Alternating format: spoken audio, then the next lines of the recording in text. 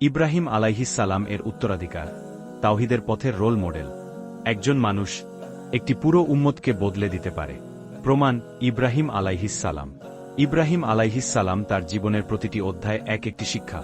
ঈমানের শিক্ষা, আত্মত্যাগের শিক্ষা, পরিবার গঠনের শিক্ষা, দোয়া কত শক্তিশালী তার শিক্ষা, তাওহীদের প্রতি দৃঢ়তা।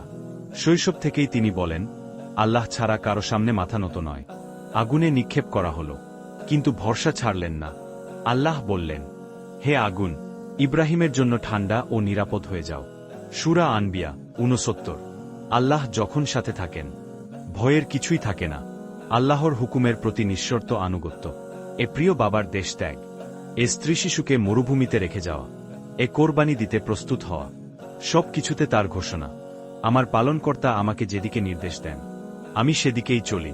আল্লাহর সন্তুষ্টি সর্বোচ্চ অর্জন। শক্তিশালী পরিবার গঠন। মা হাজেরা আলাইহিসসালাম এর তাওয়াক্কুল, ইসমাইল আলাইহিসসালাম এর আনুগত্য, সব এক পথেই তাওহীদ। পরিবারই হয় দিনের প্রথম মাদ্রাসা। দোয়া বদলে দেয় ভবিষ্যৎ। কাবা নির্মাণ শেষে তার দোয়া, নবী সাল্লাল্লাহু আলাইহি ওয়াসাল্লাম এর আগমনের পূর্বাভাস। আপনার দোয়া হয়তো আপনার মৃত্যুর বহু বছর পরও কারো জীবনের পরিবর্তনের কারণ হবে।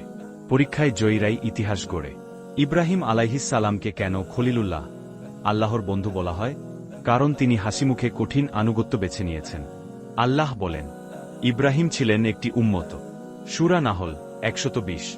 আজ আমরা হজ করি, কোরবানি দেই, তাওহীদের পথে চলি, সবই ইব্রাহিম আলাইহিসসালাম এর রেখে যাওয়া পথ ধরে।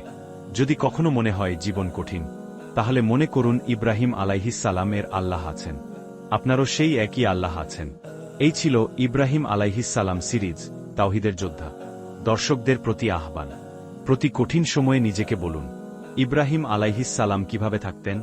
আমি তার অনুসারী, আমি হেরে যাব না।